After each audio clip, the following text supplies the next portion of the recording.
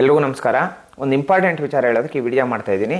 ಏನು ವಿಚಾರ ಅಂದರೆ, ಈ 2-3 ದಿನದಿಂದ ನಮ್ಮ ಆನೇಕಲ್ಲು ಅಂಬೇಡ್ಕರ್ ಸೇವಾ ಸಮಿತಿ ಸಂಘಟನೆ ಪದಾಧಿಕಾರಿಗಳಿಗೆ ಒಂದಷ್ಟು ಜನ ಬಂದು ಸಂದೇಶ್ ಅವ್ರನ್ನ ಇಂಪಾರ್ಟೆಂಟಾಗಿ ಮೀಟ್ ಮಾಡಬೇಕು, ಯಾವುದೋ ಒಂದು ದೊಡ್ಡ ಸಮಸ್ಯೆ ಇದೆ, ಸಂದೇಶ್ ಅವ್ರ ಹತ್ರ ಹೇಳಬೇಕು, ಹಂಗೆ ಹಿಂಗೆ ಅಂತ ಹೇಳ್ಬಿಟ್ಟು ಹೇಳಿದಾಗ ನಮ್ಮ ಪದಾಧಿಕಾರಿಗಳು ನನಗೆ ಫೋನ್ ಮಾಡಿ ಕೇಳ್ತಾರೆ, ಸರ್ ಯಾವುದೋ ಒಂದು ಸಮಸ್ಯೆ ಐತಂತೆ, ಏನು ಮಾಡೋದು ಹೆಂಗೆ ಅಂತ ಹೇಳ್ಬಿಟ್ಟು ಕೇಳ್ತಾರೆ. ಆಗ ನಾನು ದೊಡ್ಡ ಪ್ರಾಬ್ಲಮ್ ಆದರೆ ನಾನೇ ಆ ಕಡೆ ಬರ್ತೀನಿ, ಒಂದಷ್ಟು ವಿಚಾರ ಒಂದಷ್ಟು ಟೈಮ್ ಸಿಗೋವಂಥದ್ದಾದರೆ ನೀವು ದಯವಿಟ್ಟು ಕರ್ಕೊಂಬಂದುಬಿಡಿ ಮನೆ ಹತ್ರ ಅಂತ ಹೇಳ್ಬಿಟ್ಟು ಅಂತೀನಿ. ಈ ಟೈಮಲ್ಲಿ ಅವ್ರೇನು ಹೇಳ್ತಾರೆ, ಯಾರು ನಮ್ಮ ಮೀಟ್ ಮಾಡೋಕ್ಕೆ ಬರೋರು ಏನು ಹೇಳ್ತಾರೆ, ಅವ್ರನ್ನೇ ಈ ಕಡೆ ಕರ್ಸ್ಕೊಂಬಿಡಿ, ಆ ಕಡೆ ನಮ್ಮ ಆನೇಕಲ್ ತಾಲೂಕು ಕಡೆ ಎಲ್ಲಾದರೂ ಒಂದು ಕಡೆ ಸಂದೇಶ ಅವ್ರನ್ನ ಕರ್ಸ್ಕೊಂಬಿಡಿ ಅಂತಾರೆ. ಆವಾಗ ನಾನೇ ಹೇಳ್ತೀನಿ, ನಮ್ಮ ಅಣ್ಣ ಇದ್ದಾರೆ, ನಮ್ಮ ಸ್ವಂತ ಸಂಬಂಧಿಕರು, ಅವ್ರ ಹೆಸರು ಹೇಳಲ್ಲ, ಅವ್ರು ನಮ್ಮ ಸ್ವಂತ ಸಂಬಂಧಿಕರು, ಅವ್ರ ಮನೆಗೆ ಬರ್ರಿ, ನಾನು ಅಲ್ಲಿಗೆ ಬರ್ತೀನಿ ಅಂತ ಹೇಳ್ಬಿಟ್ಟು ನಾನು ಹೇಳ್ತೀನಿ. ಆವಾಗ ಸರಿ ಆಯಿತು ಬರ್ತೀವಿ ಅಂತ ಹೇಳ್ಬಿಟ್ಟು ಹೇಳಿದವ್ರು ಏನು ಮಾಡ್ತಾರೆ, ಅವ್ರ ಬಗ್ಗೆ ಅಂದರೆ ನಾನು ನಮ್ಮ ಸಂಬಂಧಿಕರು ಅಂತ ಹೇಳ್ಬಿಟ್ಟು ಹೇಳಿರ್ತೀನಲ್ಲ, ಇವ್ರ ಬಗ್ಗೆ ಸಂಪೂರ್ಣವಾಗಿ ವಿಚಾರಿಸ್ಕೊಂಡು ಇವ್ರ ಮನೆಗೆ ಬೇಡ ಅಂತ ಹೇಳ್ಬಿಟ್ಟು ಹೇಳ್ತಾರೆ. ಆಮೇಲೆ A to B ಹೋಟ್ಲಿಗೆ ಬರ್ತೀರಿ ಅಂತ ಹೇಳ್ಬಿಟ್ಟು ಹೇಳಿರ್ತಾರೆ. ನಾನು ಅಷ್ಟೇ, ನಮ್ಮ ಅಣ್ಣ ಇದ್ದಾರೆ, ಅವ್ರು ನಾನು ಕರ್ಕೊಂಬರ್ತೀನಿ ಅಂದಿದ್ದಕ್ಕೆ, ಇಲ್ಲ ನನಗೆ ಯಾವುದೋ ಬೇರೆ ಕೆಲಸ ಐತೆ, ನಾನು A to B ಹೋಟ್ಲಿಗೆ ಕೂಡ ಬರಲ್ಲ, ನೇರವಾಗಿ ಸಂದೇಶಲ್ಲಿದ್ದಾರೋ ಅಲ್ಲಿಗೆ ಬರ್ತೀವಿ ಅಂತ ಹೇಳ್ಬಿಟ್ಟು ಹೇಳಿರ್ತಾರೆ. ಇಷ್ಟೆಲ್ಲ ವಿಚಾರಗಳು ಇವ್ರು ಹೇಳಿದ್ಮೇಲೆ ನಾನೇನು ಹೇಳ್ತೀನಿ, ಸರಿ ಆಯಿತು ನಮ್ಮ ಮನೆಗೆ ಬರ್ರಿ ಅಂತ ಹೇಳ್ಬಿಟ್ಟು ನಾನು ಕರೆದಿರ್ತೀನಿ. ಕರೆದಾಗ ನಮ್ಮ ಸಂಘಟನೆ ಪದಾಧಿಕಾರಿಗಳ ಜೊತೆನೆ ರಾತ್ರಿ 10:30ಗೆ ಇಲ್ಲಿಗೆ ಬರ್ತಾರೆ. ಇಲ್ಲಿಗೆ ನಾನು ಇದ್ದೀನಲ್ಲ, ನಮ್ಮ ಮನೆಗೆ ಬರ್ತಾರೆ. ಬಂದು ಸಂದೇಶ್ ಅವರೇ, ನೀವು ಇಂಪಾರ್ಟೆಂಟು, ಯಾವುದೋ ಒಂದು ಸಮಸ್ಯೆ ಐತೆ, ನೀವು ನಮ್ಮ ಜೊತೆ ಬರಬೇಕು. ಒಂದು ಮಹಿಳೆ ಬಂದಿರ್ತಾರೆ, ಇನ್ನು ಸುತ್ತು ಇರೋಂಥವ್ರು ಎಲ್ಲ ಬೇರೆ ಬೇರೆ ಥರ ಆ್ಯಕ್ಟಿವಿಟೀಸ್ ಮಾಡೋರ ಥರ ಕಾಣಿಸಿದ್ರು ನನಗೆ. ಆಮೇಲೆ ನಾನು ಇದ್ಕೊಂಡು ಅಂತೀನಿ, ಇಲ್ಲ ನಾನು ಬರೋಕ್ಕಾಗಲ್ಲ ಅಂತೀನಿ. ಎಷ್ಟೋ ಪ್ರಯತ್ನ ಪಡ್ತಾರೆ, ನನ್ನನ್ನು ಇಲ್ಲಿಂದ ಕರ್ಕೊಂಡು ಹೋಗೋದಕ್ಕಾಗಲ್ಲ.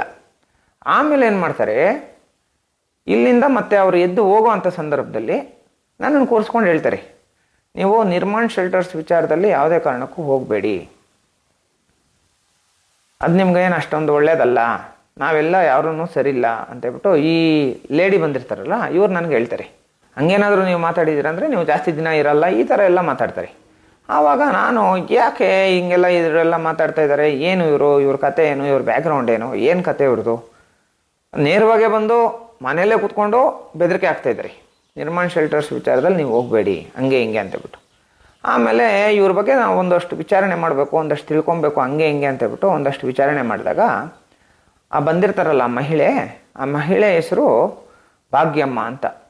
ಇವರು ಮೈಸೂರಲ್ಲಿರ್ತಾರೆ, ಇವ್ರನ್ನ ಮಂಡ್ಯ ಭಾಗ್ಯಮ್ಮ ಅಂತ ಹೇಳ್ಬಿಟ್ಟು ಕರೀತಾರೆ. ನಾನು ಒಂದಷ್ಟು ನನಗೆ ಗೊತ್ತಿರೋಂಥ ಪೊಲೀಸ್ ಅಧಿಕಾರಿಗಳಿಗೆ ಅವ್ರ ಫೋಟೋ ಮತ್ತು ಮೊಬೈಲ್ ನಂಬರ್ ಎಲ್ಲ ಸೆಂಡ್ ಮಾಡಿ ಕೇಳಿದಾಗ, ಇವರೊಂದಷ್ಟು ಕ್ರಿಮಿನಲ್ ಆ್ಯಕ್ಟಿವಿಟೀಸ್ ಮಾಡ್ತಾರೆ ಸಂದೇಶ್ ಅವರೇ, ಇವ್ರ ಜೊತೆ ನೀವು ಹೋದರೆ ಬೇರೆ ಥರ, ಅಂದರೆ ಸ್ವಲ್ಪ ನಿಮ್ಮನ್ನ ಬೇರೆ ಥರ ಮಾಡ್ತಾರೆ, ಅಕಸ್ಮಾತ್ ಕೊಲೆನೂ ಮಾಡ್ಬೋದು, ದಯವಿಟ್ಟು ನೀವು ಇಂಥವ್ರ ಜೊತೆ ಎಲ್ಲ ಹೋಗಕ್ಕೆ ಹೋಗಬೇಡಿ ಅಂತೇಳ್ಬಿಟ್ಟು ಒಬ್ಬ ಪೊಲೀಸ್ ಆಫೀಸರ್ ನನಗೆ ಹೇಳ್ತಾರೆ. ಆಮೇಲೆ ನಾನು ಏನು ಮಾಡ್ತೀನಿ, ಸರಿ ಆಯಿತು ಅಂತೇಳ್ಬಿಟ್ಟು ಒಂದಷ್ಟು ವಿಚಾರಗಳು ಇವ್ರ ಬಗ್ಗೆ ಒಂದಷ್ಟು ತಿಳ್ಕೊಳ್ಳೋಣ, ಯಾಕಂದರೆ ಜನಕ್ಕೆ ಕೇಳಬೇಕಲ್ಲ, ತಿಳ್ಕೊಳ್ಳೋಣ ಅಂತೇಳ್ಬಿಟ್ಟು ನಾನೇನು ಮಾಡ್ತೀನಿ, ಪೂರ್ತಿಯಾಗಿ ಈ ಭಾಗ್ಯಮ್ಮ ಮತ್ತು ಅವ್ರ ಜೊತೆ ಅವ್ರ ಟೀಮು ಯಾರ್ಯಾರು ಬಂದಿರ್ತಾರೆ, ಅದು CCTV ಫುಟೇಜಸ್ ಎಲ್ಲ ಐತೆ, ಅದು ನಿಮ್ಗೆ ಕಳಿಸ್ತೀನಿ. ಯಾರ್ಯಾರು ಬಂದಿದ್ದಾರೆ ನಮ್ಮ ಹತ್ರ ಯಾರ್ಯಾರು ನಮ್ಮ ಮನೆ ಹತ್ರ ಬಂದಿದ್ದಾರೆ ಅನ್ನೋ ವಿಚಾರಗಳನ್ನ ಎಲ್ಲ ತಿಳ್ಕೊಂಡ್ಮೇಲೆ, ನಿರ್ಮಾಣ್ ಶೆಲ್ಟರ್ಸಲ್ಲಿ ಸೌಮ್ಯ ಅಂತ ಹೇಳ್ಬಿಟ್ಟು ಒಬ್ಬ ಕೇರಳ ಮಹಿಳೆ ಮ್ಯಾನೇಜರಾಗಿ ಕೆಲಸ ಮಾಡ್ತಾರೆ. ಇವರು ಒಂದಷ್ಟು ಪಬ್ಬುಗಳಿಗೆ ಮತ್ತು ಅಲ್ಲಿ ಇಲ್ಲಿ ಪಬ್ಬಲ್ಲಿ ಕೆಲಸ ಮಾಡ್ತಾ ಇದ್ದವರು. ಈ ತೇಜವಂತಿ ಅವರು ಅಂದರೆ ಏನು ಓನರ್ ಮಗಳೇನಿದ್ದಾರೆ, ಇವ್ರೇನು ಮಾಡ್ತಾರೆ, ಈ ಸೌಮ್ಯ ಅನ್ನೋರನ್ನ ಕರ್ಕೊಂಬಂದು, ಅಂದರೆ ಪಬ್ಬಲ್ಲಿ ಕೆಲಸ ಮಾಡೋರನ್ನ ಕರ್ಕೊಂಬಂದು ಅಲ್ಲಿ ನಿರ್ಮಾಣ್ ಶೆಲ್ಟರ್ಸಲ್ಲಿ ಬಿಡ್ತಾರೆ, ಅಂದರೆ ಮ್ಯಾನೇಜರಾಗಿ ಬಿಡ್ತಾರೆ. ಮತ್ತೆ ಏನು ಮಾಡ್ತಾರೆ, ಎರಡನೇ ವಿಚಾರ, ಈ ಭಾಗ್ಯಮ್ಮ ಅವ್ರಿಗೆ ಮತ್ತು ಸೌಮ್ಯ ಅವ್ರಿಗೆ ತುಂಬ ಪರಿಚಯ. ಇವರು ಧನಲಕ್ಷ್ಮಿ ಕೇಸಲ್ಲಿ ದಲಿತರಿಗೆ ತೊಂದರೆ ಕೊಟ್ಟಿದ್ದಾರೆ, ಅಂದರೆ ದಲಿತರಿಗೆ ಮೋಸ ಮಾಡಿದ್ದಾರೆ ಅಂತ ಹೇಳ್ಬಿಟ್ಟು FIR ಆದಾಗ, ಈ ಧನಲಕ್ಷ್ಮಿ ಕೇಸಲ್ಲಿ ಊರು ಬಿಟ್ಟು ಓಡೋಗಿರ್ತಾರೆ ತೇಜವಂತಿ ಮತ್ತು ಅವ್ರ ತಂದೆ, ಇವರೆಲ್ಲ ನಾವೇ FIR ಮಾಡಿಸಿರ್ತೀವಿ. ಈ ಕೇಸಿಗೆ ಸಂಬಂಧಪಟ್ಟಂಗೆ ಊರು ಬಿಟ್ಟು ಓಡೋಗಿರ್ತಾರೆ. ಅವ್ರಿಗೆ ಸೋಮವಾರ ಬೇಲಾಗುತ್ತೆ. ಈ ಕೇಸಲ್ಲಿ 25 ದಿನ ಅಪ್ಸ್ಟ್ಯಾಂಡಿಂಗಲ್ಲಿರ್ತಾರೆ. ಸೋಮವಾರ ಬೇಲಾದ್ಮೇಲೆ ಏನು ಮಾಡ್ತಾರೆ, ಆಚೆ ಬಂದು ಸೌಮ್ಯ ಮತ್ತು ಮಂಡ್ಯ ಭಾಗ್ಯಮ್ಮನವ್ರನ್ನ ಇಬ್ಬರನ್ನೂ ನಮ್ಮ ಮೇಲೆ ಚೂ ಬಿಟ್ಟು ನಮ್ಮನ್ನೆಲ್ಲ ಒಂದು ಕಡೆ ಬೇರೆ ಕಡೆ ಕರೆಸ್ಕೊಂಡು ಅಲ್ಲಿ ನನ್ನನ್ನು ಕೊಲೆ ಮಾಡೋದಕ್ಕೇ ಪ್ಲ್ಯಾನ್ ಮಾಡಿದ್ದಾರೆ ತೇಜವಂತಿಯವರು. ತೇಜವಂತಿಯವರು ಯಾರಂದರೆ ನಿರ್ಮಾಣ್ ಶೆಲ್ಟರ್ಸ್ ಓನರ್ಸ್ ಮಗಳು. ಅವ್ರು ನಮ್ಮ ಮನೆ ಹತ್ರ ಬಂದಿರೋ ಅಂಥದ್ದೆಲ್ಲ CCTV ಫುಟೇಜಸ್ ಇದೆ. ಅವರು ನೇರವಾಗಿ ಮನೇಲೇ ಕೂತ್ಕೊಂಡು ತೇಜವಂತಿ ವಿಚಾರದಲ್ಲಿ ಹೋಗಬೇಡಿ, ನಿಮ್ಮನ್ನು ಕೊಲೆ ಮಾಡ್ತಾರೆ ಅಂತೇಳ್ಬಿಟ್ಟು ಇಲ್ಲೇ ಬಂದು ಹೇಳಿದ್ದಾರೆ.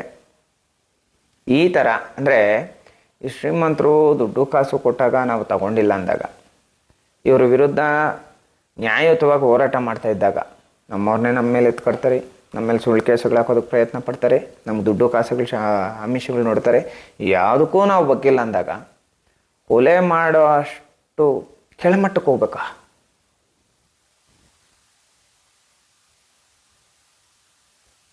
ಆಯಿತು, ನಾನು ನೋಡ್ರಿ, ಈಗ ನಾನು ಸತ್ತಿದ್ದೀನಿ ಅಂದರೆ ನನ್ನ ಸಾವಿಗೆ ಸ್ಯಾಟಿಸ್ಫ್ಯಾಕ್ಷನ್ ಇದೆ ನನಗೆ. ಯಾಕಂದರೆ ಸುಮಾರು ಕೆಲಸ ಮಾಡಿದ್ದೀನಿ ನಾನು ಸತ್ತಿದ್ದೀನಿ ಅಂದರೆ ನನಗೆ ಸ್ಯಾಟಿಸ್ಫ್ಯಾಕ್ಷನ್. ನನಗಿರೋ ಅಂಥದ್ದು ನಮ್ಮ ತಂದೆ ತಾಯಿ ಮಾತ್ರನೇ. ನಮ್ಮ ತಂದೆ ತಾಯಿ ನೋಡ್ಕೊಳ್ಳೋದಕ್ಕೆ ಸಾವಿರ ಜನ ಇದ್ದಾರೆ, ಅವ್ರು ನೋಡ್ಕೊತಾರೆ, ಯಾವುದೇ ಲಾಸ್ ಇಲ್ಲ ನನಗೆ. ನಾನು ಹೇಳೋ ಅಂಥದ್ದೇನೆಂದರೆ, ಈ ಥರ ಕೆಲಸಗಳು ನಮ್ಮನ್ನೇನೋ ಬೇರೆ ಥರ ಮಾಡೋ ಅಂಥದ್ದು, ಬೇರೆ ಥರ ಏನೇನೋ ಇದು ಮಾಡೋ ಅಂಥದ್ದು, ಪ್ಲ್ಯಾನ್ ಮಾಡೋ ಅಂಥದ್ದು, ಇವೆಲ್ಲ ನಮ್ಮ ಹತ್ರ ನಡೆಯಲ್ಲ. ನೀವೇನೇ ಮಾಡಲಿ ನಿಮ್ಮ ಗೊಡ್ಡ ಬೆದರೆಗಳಿಗೆ ಅಂಜಲ್ಲ. ಇನ್ನು ಕೆಲವೇ ದಿನಗಳಲ್ಲಿ 12 ಸೈಟು ಖಾತೆ ವಜಾ ಆಗ್ತಾಯಿದೆ. ಮತ್ತು ಈಗಾಗಲೇ 2 ವಿಚಾರದಲ್ಲಿ FIR ದಾಖಲಾಗೈತೆ. 2 ವಿಚಾರದಲ್ಲಿನೂ ಹೈಕೋರ್ಟಲ್ಲಿ ಸ್ಟೇ ಕೊಟ್ಟಿದ್ದಾರೆ. ಇವರು ಸ್ಟೇ ತೊಗೊಂಡು ಆಚೆ ಬಂದಿದ ತಕ್ಷಣ ನಮ್ಮನ್ನು ಕೊಲೆ ಮಾಡೋದಕ್ಕೆ ಪ್ಲ್ಯಾನ್ಗಳು ಮಾಡ್ಕೊತಾರೆ.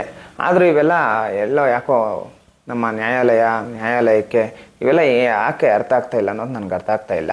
2ನೇ ವಿಚಾರ, ಇನ್ನೂ ಮೋಸಕ್ಕೊಳಗಾಗಿರೋರು ಇನ್ನೂ 9 ಜನ ಇದ್ದಾರೆ. ದಲಿತರು ಅಲ್ಲಿ ಮೋಸಕ್ಕೊಳಗಾಗಿರೋರು. ಈ 9 ಜನನೂ ಒಬ್ಬೊಬ್ಬರೇ ಹೋಗಿ ಇವತ್ತಿಂದನೂ ಹಂತವಾಗಿ FIR ಮಾಡಿಸ್ತಾ ಇದ್ದಾರೆ. ನಮ್ಮ ಹೋರಾಟ ಯಾವುದೇ ಕಾರಣಕ್ಕೂ ನಿಲ್ಲಲ್ಲ. ಇವರು ನನ್ನನ್ನು ಕೊಲೆ ಮಾಡಿದ್ರು, ಯಾವ ಥರ ಹೋರಾಟ ಮಾಡಬೇಕು ಅಂತೇಳ್ಬಿಟ್ಟು ನಮ್ಮೆಲ್ಲ ಪದಾಧಿಕಾರಿಗಳಿಗೆ ಹೇಳ್ಕೊಟ್ಟಿದ್ದೀನಿ. ಈ ಥರ ನ್ಯಾಯಯುತವಾದಂಥ ಹೋರಾಟ ಮಾಡ್ತಾಯಿದ್ದೀನಿ. ನೀವು ಅನ್ಯಾಯವಾಗಿ ಸಾವಿರ ಮಾಡಿದ್ರು ಯಾವುದೇ ನಿಮ್ಮ ಬೆದರಿಕೆಗಳಿಗೆ ಅಂಜಲ್ಲ. ಇದು ಕರ್ನಾಟಕ ಜನತೆಗೆ ಗೊತ್ತಾಗಬೇಕಾಗಿತ್ತು. ಹಂಗಾಗಿ ನಿಮ್ಮ ಗಮನಕ್ಕೆ ತಂದಿದ್ದೀನಿ. ಮುಂದಿನ ದಿನಗಳಲ್ಲಿ ಈ ಪ್ರಕರಣದಲ್ಲಿ ನಾವು ಗೆಲ್ಲೋ ತನಕ ನಿರಂತರವಾಗಿ ಹೋರಾಟ ಮಾಡ್ತೀವಿ. ಮತ್ತು ಈ ಕೇಸಲ್ಲಿ ಸೌಮ್ಯ, ಮಂಡ್ಯ ಭಾಗ್ಯಮ್ಮ ಮತ್ತು ಸದಾನಂದ, ಗ್ರಾಮ ಪಂಚಾಯತಿ ಸದಸ್ಯ ಸದಾನಂದ, ಇವರಿಷ್ಟೂ ಜನ ಪ್ಲ್ಯಾನ್ ಮಾಡಿ ತೇಜವಂತಿ ಅವ್ರ ಹತ್ರ ಮಾತಾಡಿಕೊಂಡು ನಾನೆಲ್ಲೋ ಒಂದು ಕಡೆ ಬೇರೆ ಕಡೆ ಕೂರಿಸಿ ಏನೋ ಒಂದು ಮಾಡಬೇಕು ಅಂತೇಳ್ಬಿಟ್ಟು ದೊಡ್ಡ ಪ್ಲ್ಯಾನ್ ಮಾಡಿದರು. ಮೊದಲನೇ ಅಟೆಂಪ್ಟಲ್ಲಿ ಫೇಲ್ಯೂರ್ ಆಗಿದ್ದಾರೆ. ಇನ್ನು ಏನೇನು ಮಾಡ್ತಾರೋ ಮಾಡಲಿ, ನಮ್ಮ ಕಡೆ ಜನ ಇದ್ದಾರೆ. ನಾವು ಕಾನೂನಾತ್ಮಕವಾಗಿ ಹೋರಾಟ ಮಾಡ್ತೀವಿ. ಈ ಥರ ಸಿಲ್ಲಿಯಾಗಿ ಕಾನೂನು ಉಲ್ಲಂಘನೆ ಮಾಡಿ ಏನೂ ಮಾಡಲ್ಲ. ಇಷ್ಟು ದಿನ ಸಹಕರಿಸ್ಕೊಂಡು ಬಂದಂಥ ನಿಮ್ಮೆಲ್ರಿಗೂ ನಾನು ನನ್ನ ಹೃದಯಪೂರ್ವಕ ಧನ್ಯವಾದಗಳು ತಿಳಿಸ್ತೀನಿ. ಯಾವುದೇ ಕಾರಣಕ್ಕೂ ಈ ಕೇಸಲ್ಲಿ ಗೆಲ್ಲೋ ತನಕ, ಈ ಕೇಸಲ್ಲಿ ಕಾನೂನಾತ್ಮಕವಾಗಿ ಶಿಕ್ಷೆ ಆಗೋ ತನಕ ಹೋರಾಟ ನಿಲ್ಲಲ್ಲ. Thank you so much. Jai Bhim.